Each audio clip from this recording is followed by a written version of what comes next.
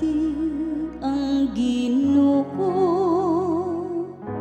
ug sa kabagong awit sa pagdayi diha sa katilingban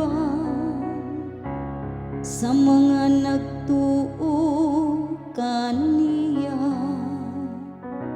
Papalipaya ang Israel diha sa iyang magbubuhat.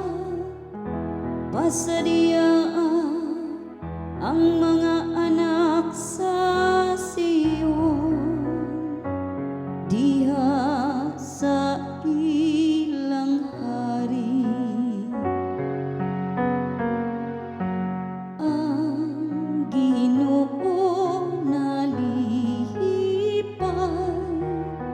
sa iyang lungsod. Padayga sila sa iyang ngalan diha sa sayaw sa pangiling.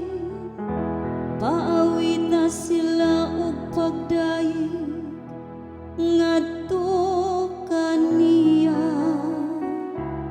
Dinuyugan sa piyang-piyang ug alba,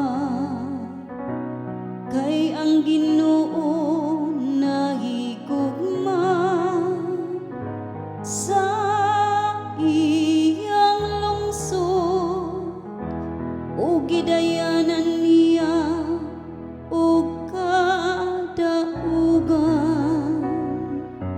ang mapaubsanon.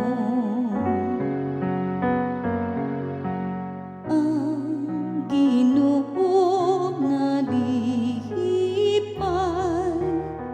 sa iyang lungsod.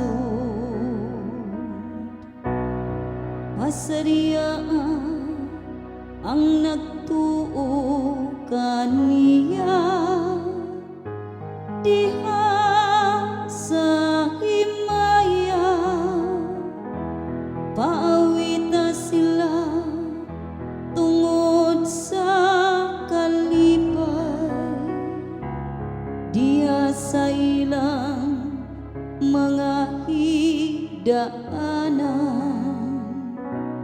Ang tag-as nga mga pagdaig sa Dios manaunta sa ilang mga tutunlan.